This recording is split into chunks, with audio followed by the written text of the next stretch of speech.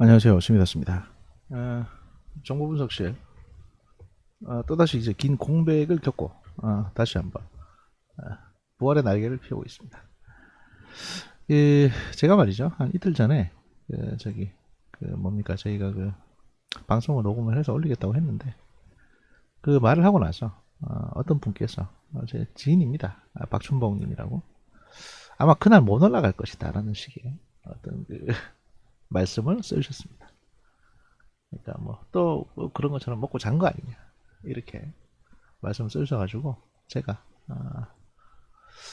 그래 한번 그래 봅시다 라고 분심이 들어가지고 올라가지 못했다. 그리고 실제로 이제 그날 녹음을 하려다가 이게 좀 문제가 좀 발생했습니다. 뭐냐면은 제가 지금 이제 온라인 강의를 하고 있는데 녹화를 하고 있는데 이거 녹화를 하다가 이제 잠시 중단해 놓고 뭐 딴 일 좀 보다가 또 녹화를 재개하고 이런 식이거든요.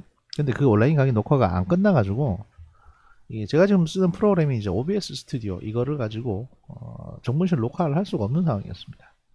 그래가지고 이제 동시에 두 가지를 할 수 없기 때문에 일단은 온라인 강의가 우선입니다. 이건 이제 학생들의 교육이 우선이기 때문에 일단 이거 먼저 하고 그 다음에 정문실을 하겠다라고 해서 일단 조금 더 지연을 시켰고 또 한 가지는 이제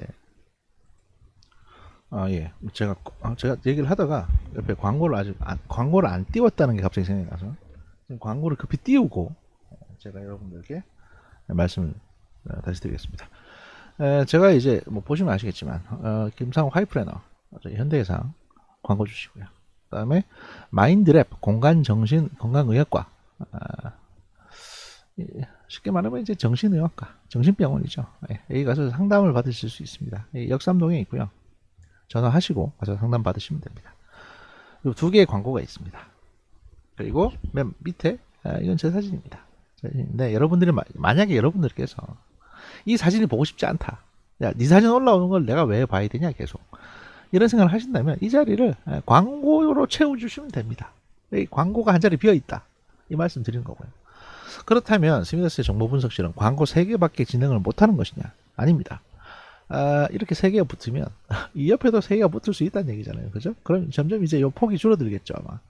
그래서 이제 요 폭을 이렇게 좁히고 이쪽에 또 3개를 붙일 수 있습니다. 그렇기 때문에 여러분들이 이 자리를 광고로 채워주시면 이쪽에 또 제 사진 3개가 올라올 겁니다. 이런 식으로 여러분들과 상생하는 정보실이 되겠다는 말씀드리고요. 오늘은 말이죠. 좀 두서없이 시작을 해보겠습니다. 일단 뭐 사건 자체가 좀 두서없으니까 앞에 이제 여러 가지 좀 얘기들이 있었지 않습니까? 저도 이제 속보 형태로 하나 말씀드렸는데 지금 이제 중간에 휴일이 껴있고 그 사이에 이제 많은 후속 보도들이 나오고 있습니다. 이게 추미애가 정신 나간 짓을 했다. 뭐 앞으로 어떻게 될 거다, 어떻게 될 거다. 뭐. 그리고 이제 여러분들이 궁금해하는 문바들의 여론도 추미애 씨한테 그렇게 우호적이진 않습니다. 아니 왜 이 사단을 만들어 가지고 문재인 대통령 욕먹게 만드냐. 사실 이런 여론이 다수예요. 왜냐하면 추미애 씨가 너무 이렇게 너무 나댔기 때문에 그런 거거든요. 이런 여론이 다수이기 때문에 이 상황 자체는 뭐 보다 보면 다소 안정적으로 끝나지 않을까라는 생각도 듭니다. 드는데 이게 뭐 30일 날 아마 법원에 가처분 결정이 나오겠죠. 그러면 이제 그때 가처분 결정이 나오게 되면 뭐 어느 정도는 이제 이 사안이 정리가 되지 않을까 생각이 들고요. 이 건과 관련해서 이 건과 관련해서 저는 심플하게 몇 가지 뉴스만 소개해드리고 자 합니다. 첫 번째 뉴스는 왜냐하면 이제 이게 사안이 너무 크고 너무 이제 이런저런 얘기가 많이 나올 때는 강론으로 들어가서 디테일하게 이 사례 몇 가지만 보면 이 전체 그림이 그려지는 경우가 있습니다. 그래서 이제 그렇게 하려고 하는 건데 일단 봅시다. 추미애 추가 사찰 문건 확신하고 대검 기소 압수수색했다가 허탕친 추미애의 감찰팀이라는 제목입니다. 11월 28일 날 나온 기사고요. 어제 나왔습니다. 내용을 보시면 추미애 법무부 장관이 윤석열 검찰총장 직무집행 정지 명령을 발표한 지 하루 만인 지난 25일 오전에 대검 감찰부는 추 장관이 전날 발표한 윤 총장의 6개 비위 혐의 중에 하나인 재판부 사찰 문건과 관련해서 대검 수사정보정책관실을 압수수색했다는 겁니다. 본지 취재를 종합하면 당시 압수수색은 재판부 사찰 의혹 관련 비슷한 문건을 추가로 찾기 위한 압수수색이었으나 디지털 포렌식에서도 추가 문건은 발견되지 않은 것으로 알려졌습니다. 추 장관이 관련 의혹을 보강할 증거를 찾으려 했으나 애초 그런 문건은 없었기 때문에 실패했다는 말이 나온 겁니다. 그러니까 이게 별건 수사거든요. 어떻게든 야 일단은 저놈 나쁜 놈이야. 그래놓고 저놈이 나쁜 놈이라는 증거를 찾아봐. 이거 한동훈 씨 관련 수사 때도 이렇게 진행했었죠. 법원 같은 경우도 판사 사찰 관련만 영장을 발부했고 나머지는 대부분 기각을 했답니다. 영장을. 이게 사실 가장 중요합니다. 판사 사찰이라는 키워드가 나왔으니까 법원 입장에서는 그런 게 있어? 야 그럼 한번 확인해 보세요. 저희들도 궁금하니까 확인해서 그 부분만 좀 확보해 봐라 라고 한 겁니다. 나머지는 기각됐다는 얘기는 뭐냐면 나머지는 죄 될 것 같지도 않다는 얘기겠죠. 근데 이제 진보 언론에서는 영장 발부만 부각시켜서 이제 발표를 한 거죠. 내용을 보면 당시 압수수색 영장은 추 장관이 제기한 6가지 비위 혐의 중에 판사 사찰 문건에 대해서만 발부된 것으로 알려졌습니다. 나머지는 대부분 기각됐고 법원은 컴퓨터 압수수색 관련해서는 특정 키워드를 검색해서 관련 자료를 확인하라고 압수수색 방식도 지정을 한 것으로 전해졌습니다. 이 키워드는 뭐냐면 컴퓨터 안에 있는 파일 제목 중에 내용 중에 판사, 재판장, 우리법, 가족 등 재판부 사찰 의혹과 연관된 단어만 검색을 해서 이런 파일이 있을 경우에는 그걸 압수해라 라고 지정을 해서 허락을 한 겁니다.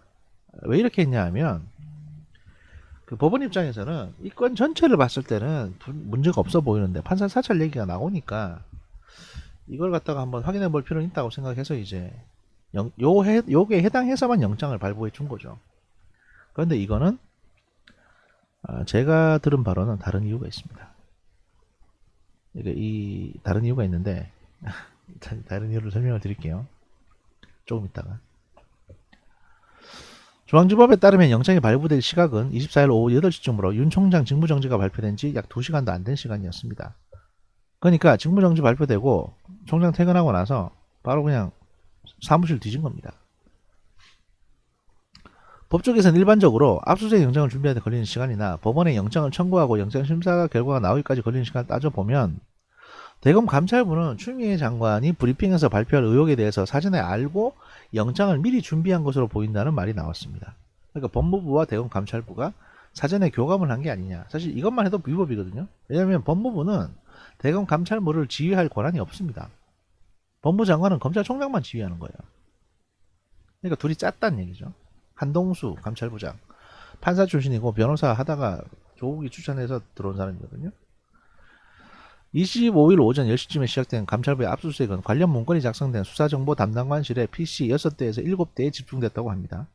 그러나 이날 압수수색에서는 추 장관이 문제를 제기한 재판부 사찰 의혹 문건과 유사한 문서는 전혀 나오지 않았습니다. 대검 감찰부 수사팀이 법원이 제시한 키워드를 검색하는 방식으로 PC를 디지털 포렌식 했으나 재판부 사용을 분석한 다른 문건은 나오지 않았던 것이죠. 검찰 내부에서는 윤 총장의 직권남용 혐의를 기소하기 위해서 비슷한 문건이 더 있을 거라 확신하고 시도했으나 결과적으로 허탕친 게 아니냐는 말이 나왔습니다. 그러나 이거는 다른 의미가, 다른 속내가 있었다. 제가 잠시 뒤에 말씀드리겠습니다. 불법 사찰 행위는 형법에 따라 규정된 죄가 없고 대개 강요죄 또는 직권남용죄로 처벌되는데 직권남용의 경우 주요 요건 중에 하나가 반복성인데 이를 입증하는 자료가 있을 것이라 확신하고 압수수색했다가 실패했다는 겁니다. 이와 관련해서 윤 총장의 법률 대리인인 이완구 변호사는 기자단에 전달한 입장문에서 지난 2월 법원과 검찰 인사 직후 새로 편성되는 재판부의 재판 스타일에 관한 업무 자료로 일회성으로 작성된 것이라고 설명한 바 있습니다. 왜냐하면 그때 한창 조국이네 뭐네 해서 이제 다루고 있는 재판이 많았기 때문에 그렇죠. 또 검찰 인사를 했으니 담당 공판을 지휘하는 검사들도 많이 바뀌었기 때문에 이 사람들에게 좀 배포할 목적으로 참고삼아 봐라 라고 할 목적으로 작성이 된 거죠.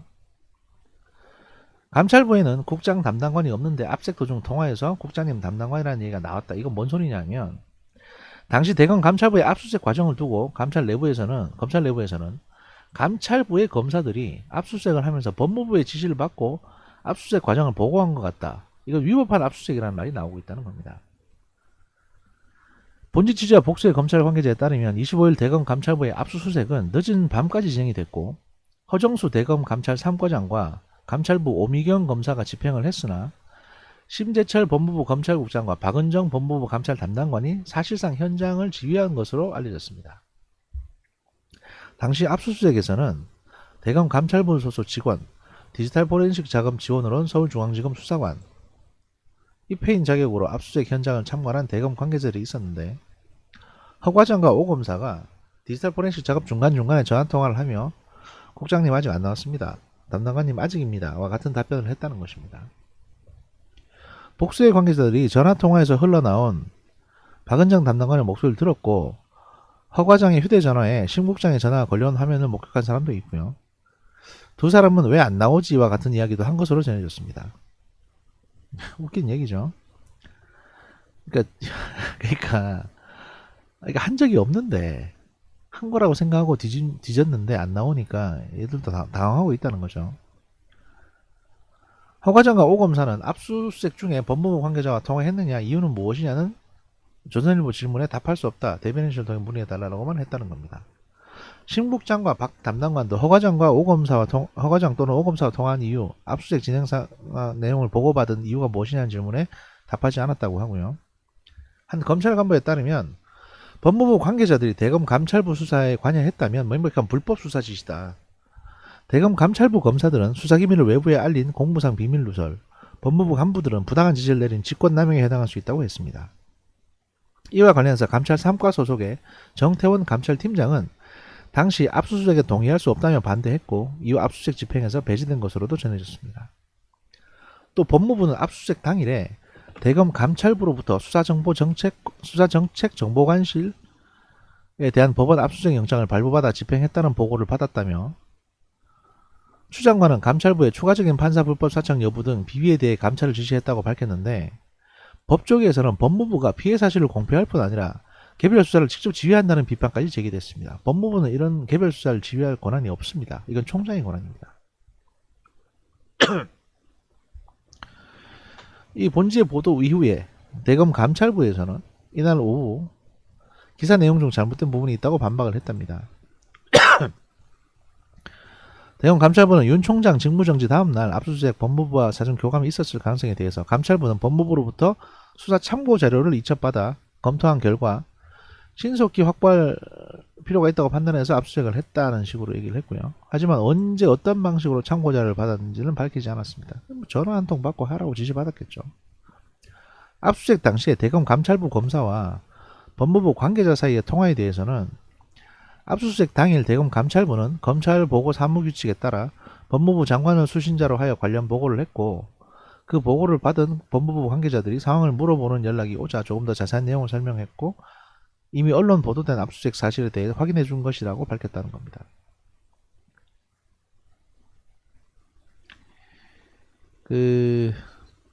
그리고 이제 감찰 3과 정태훈 팀장이 압수수색에 반대해 배제된 것으로 알려졌다는 내용에 관련해서는 감찰 3과장이 정 팀장에게 압수수색 참여 여부를 자유롭게 결정하라고 한 후 불참하겠다는 답변을 듣고 의사를 존중했다. 무슨 개같은 소리입니까 이게. 과장이 팀장 아래에 있는 사람이에요. 근데 과장이 팀장한테 참석하실래요 마실래요 라고 물어보고 안 할게 그러면 그래서 오지 마십시오 이랬다는 겁니까 지금? 이건 상급자가 하급자한테 할 소리지 어떻게 하급자가 상급자한테 있다는 얘기를 해요. 말같지도 않은 소리죠. 그러니까 의견 반대하니까 쫓아낸 거예요 그냥. 그래서 제가 이제 무슨 말씀을 드릴 거냐 하면 이렇게 감찰을 했잖아요. 근데 이제 이렇게 이제 압수수색을 할 수 있었던 법원에서 영장을 발부해 줘가지고 수색 영장이 발부된 결정적인 사안이 뭐냐, 판사 사찰 관련 건입니다. 판사 사찰 했냐 안 했냐 여기에 대해서 확인해 봐라라고 해서 이제 이걸 준 거거든요. 이거 아니었으면 사실 압색 영장이 발부가 안 됐을 겁니다. 그러니까 왜 이걸 끼워 넣냐는 거죠. 제가 보기엔 이건 끼워 넣은 걸로밖에 안 보이거든요. 그런 정황이 여기 보이는 게 오늘 나온 법무부 감찰관실에 파견 근무 중인 대전지검 소속의 이정화 검사라는 사람이 이제 오늘 오후 2시에 입장문을 발표했습니다. 징계 절차의 문제점이라고 해서 제가 이걸 쭉 읽어드리겠습니다.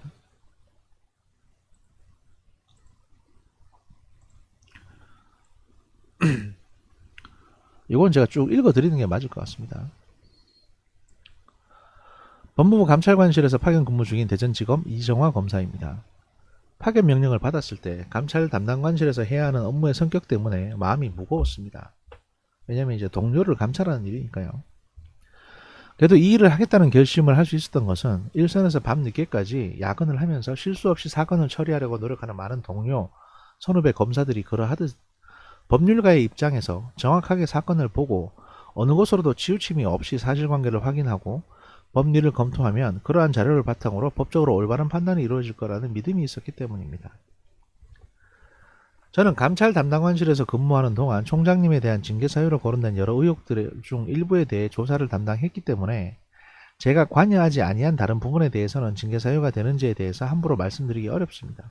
그러나 누군가에게 법률적으로 불이익을 줄 수 있는 절차는 정해진 규정과 규칙에 따라 이루어져야 하고 당사자에게는 충분한 소명의 기회가 부여되어야 하며 조사의 범위와 대상 또한 어느 한쪽으로 치우침이 없어야 한다고 생각합니다. 법무부 보도자료에 적시된 총장님에 대한 여러 징계 청구 사유 중 가장 크게 언론에 보도되고 있는 주요 사건 재판부 분석 문건은 감찰 담당관실에서 제가 법리 검토를 담당하였습니다. 저희 판사 사찰이라고 불리는 건에 대해서 이분이 직접 조사를 했다는 거죠. 문건을 접하고 처음으로 법리 검토를 시작하여 그 후 한 차례 수정할 때까지 감찰 담당관실에서 확인한 내용은 문건의 전달 경로가 유일하였지만 문건에 기재된 내용과 직권남용 권리행사 방해죄의 성립 여부에 대해서 판시한 다수의 판결문을 검토하고 분석한 결과 위 죄가 성립되기 어렵다는 결론을 내렸고 감찰 담당관실에 있는 검사들에게도 검토를 부탁한 결과 제 결론과 다르지 않았기에 그대로 기록에 편철하였습니다. 법리 검토 내용은 위와 같았지만 문건 작성자의 진술을 듣지 않은 상태에서는 무리야기 법관 리스트 부분은 사법농단 사건의 수사기록에 등장하는 내용이고 어떠한 경위로 그러한 내용을 지득하였는지 알 수 없었기 때문에 2020년 11월 24일 5시에 주요 사건 재판부 분석 문건의 작성 경위를 알고 있는 분과 처음으로 접촉을 시도하였고 그 직후 갑작스럽게 총장님에 대한 직무집행 결정이 내려졌습니다. 저도 성상욱 부장님이 검사 게시판에 올린 글을 읽어봤는데 무리야기 법관 리스트 부분만 제 추정과 달랐고 대부분의 내용이 일치하였습니다. 급기야 그 다음날 총장님에 대한 직무집행 정지와 징계 청구 결정에서 대검 수사정보 담당관실에 대한 압수수색이 이루어진 직후 주요 사건 재판부 분석 문건을 작성을 지시하였다는 이유로 총장님에 대한 수사 의뢰가 이루어졌습니다.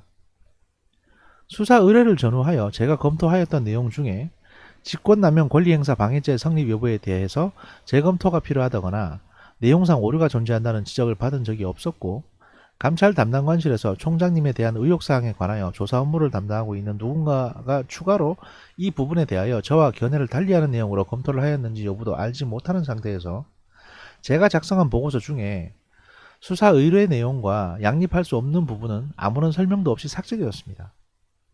그러니까 이분은 별 문제 없다라고 판단했는데 이거 그냥 삭제시켜 버렸다는 거죠. 근데 이게 왜 문제가 되냐 하면 부하 직원이 이렇게 했는데 상급자가 삭제할 수도 있는 거지 뭐 이렇게 생각하실지 모르겠는데 얘들은 다 검사들입니다. 그렇기 때문에 이 담당 수사하는 이걸 감찰을 담당하는 검사 담당관이 여기에 대해서 어떤 의견을 냈을 때 이거를 똑같은 수준으로 다른 사람이 여기에 대해서 분석을 하거나 또는 반박을 하지 않은 이상 삭제할 수가 없어요. 함부로. 그게 검사입니다. 검사로 근무하는 동안 제가 처리한 많은 사건들 중에 결재권자로부터 저의 과오가 있는 것으로 지적을 받은 사건도 있었고 사건을 처리하는 과정에서 결재권자와 의견이 충돌한 적도 있었지만 그 모든 과정과 논의는 법률상 올바른 판단을 내리기 위한 목적하에서 이루어진 것이라는 믿음이 있었고 한 번도 이에 대해서 의심하지 않았습니다. 지금까지 14년간 검사로 업무를 처리하는 동안 그러한 의심을 할 만한 상황이 없었기 때문입니다.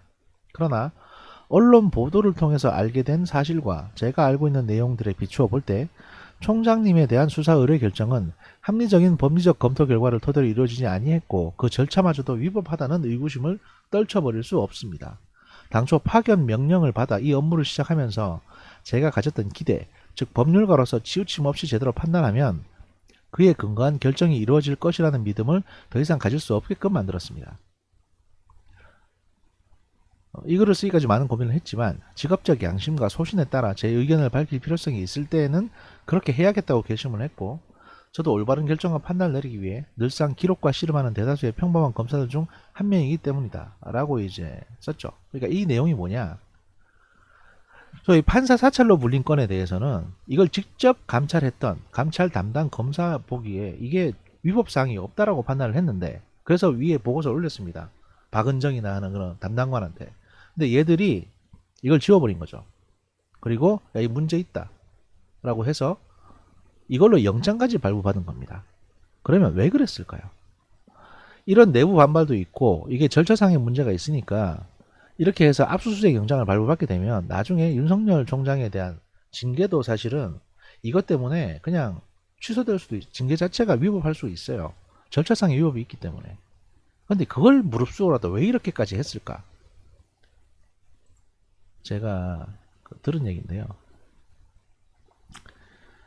그 압수수색을 이렇게 하고 있는데 이제 이 판사 사찰 건으로 여기 한정해서 압수수색 영장을 받았잖아요. 어떻게든 영장을 받으려면, 판사한테 영장을 받으려면 야 니네 뒤통수 치고 있다 이걸로 일단 넣어가지고 영장을 받은 겁니다. 왜냐면 나머지 영장은 다 기각됐거든요. 나머지 혐의에 대한 영장은. 그래서 판사는 야 요거는 한번 알아봐라라고 해서 요것만 해서 영장을 줬어요. 그리고 영장을 주면서도 키워드까지 지정해 줬어요. 그런데 무슨 일이 발생했냐, 포렌식 하면서 그 여기 검찰 범죄정보수사 담당관실 안에 컴퓨터 6대에서 7대, 이 컴퓨터 안에는 뭐가 들어있냐면 현재 수사 중인 옵티머스나 라임 건 관련한 여러 정치인들 관련한 이제 수사 정보가 다 들어있습니다. 이 6대에서 7대를 검색을 하면서 이걸 자료를 다 백업을, 왜냐면 이 컴퓨터에 대놓고 바로 검색하는 게 아니라 일단 하드 백업부터 한 다음에 여기에서 키워드를 뽑는 거거든요. 그게 증거 보존 절차입니다. 그렇기 때문에 이 하드 데이터를 다 확보를 해요. 그리고 여기에는 이제 이 전문 서울중앙지검에서 이 업무를 지원하기 위해서 보시면 디지털 포렌식 자금을 지원하기 위해서 서울중앙지검에서 수사관이 보내졌습니다. 그러니까 이성윤 밑에 있는 컴퓨터 전문 담당 수사관이 여기 온 거예요.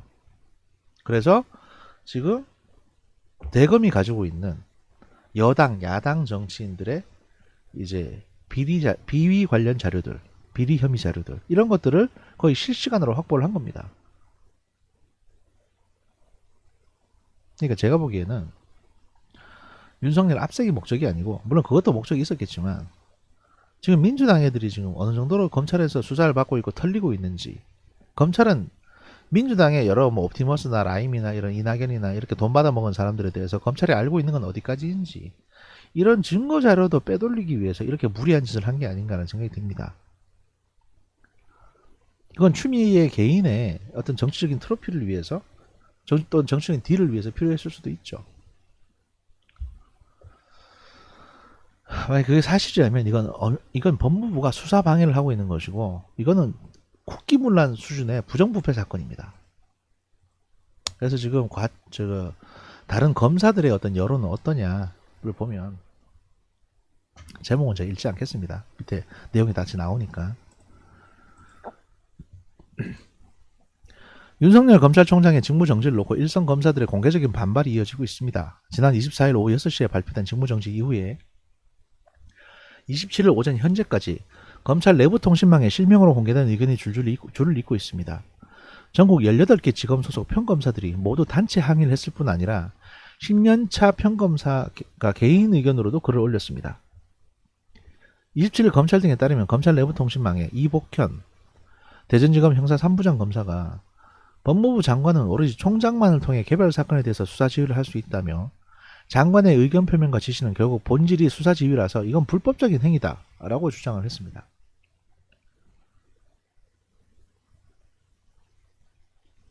그러면서 판사 불법 사찰 문건에 대해 법무부가 수사 의뢰를 했다는 발표에 대해 신재철 법무부 검찰국장을 겨냥해서 보고도 받고 감찰을 지시한 사람이 뜬금없이 하루 지나서 사실상 똑같은 내용으로 수사 의뢰를 했다라고 지적을 했습니다. 신 국장은 올해 2월에 대검 반부패 강력부장 시절에 판사 사찰 문건을 직접 보고받았는데도 현재 법무부에서 이를 문제 삼고 있다는 의혹을 사고 있습니다. 그러니까 지가 한 일에 대해서 지가 이거를 총장한테 뒤집어 씌우는 거죠. 이부장 검사는 개관종질이 일상화된 과천에서 하는 일은 넘어가도 되겠지만 이게 뭐냐면 지금 법무부가 과천에 있거든요. 그래서 개관종질이라고 하는 건 추미애의 행태를 비꼬아서 얘기하는 겁니다. 개관종질이 일상화된 과천에서 하는 일은 넘어가도 되겠지만 이유는 있겠지 싶어서 생각해보게 됐다고 말했습니다.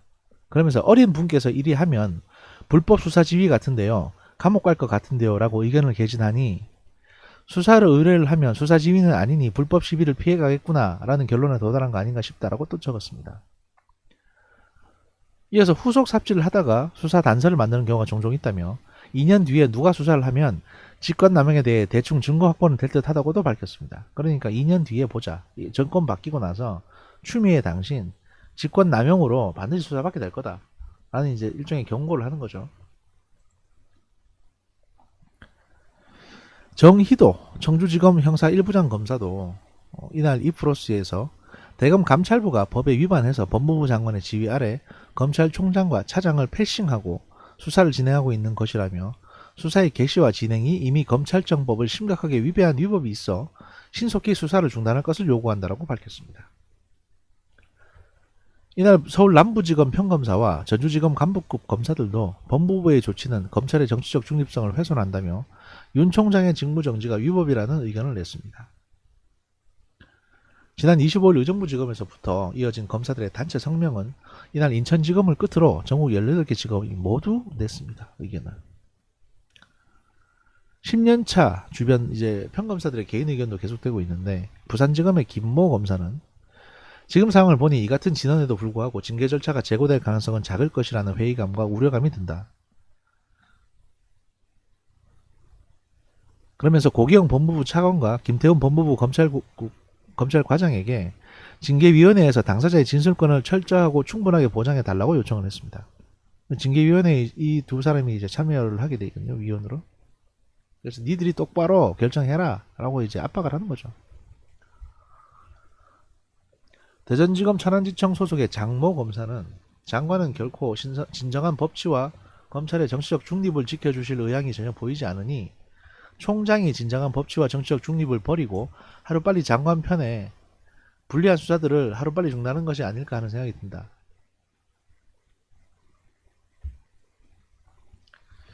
준다면 이제 현실을 비꼬았다.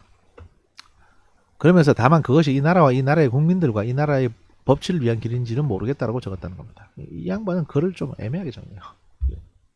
비꼬는 건 좋은데 문장 자체가 좀 이상하죠. 추미애 장관은 이날 일선 검사들의 반발에 대해서 사상 초유의 검찰총장에 대한 징계 청구와 직무 배제로 검찰 조직이 받았을 충격과 당혹스러움을 충분히 이해한다며 검사들의 입장 표명은 검찰 조직을 아끼는 마음에 기반하고 있다고 생각한다. 그러면서도 윤 총장의 비위가 심각한 만큼 법과 절차에 따라 징계 절차를 진행하겠다고 전했다는 겁니다. 니 욕하는 거라고 하는데 엉뚱한 소리 하고 있는 거죠. 끝은 안 좋을 겁니다, 솔직히.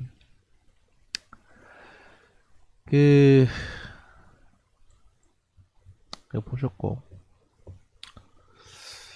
그 다음에 저희가 이제 할 부분이 그렇지. 일단 1부는 여기서 마무리하고요. 2부에서 우리 이제 경제 얘기 조금 해보겠습니다. 2부에서 경제하고 관련한 이제 경제 관련한 뉴스 하나, 그리고 이제 뭐 첩보 관련 뉴스 하나, 그리고 광고 같이 붙여가지고 하는 시간을 갖도록 하겠습니다. 감사합니다. 잠시 뒤에 뵙겠습니다.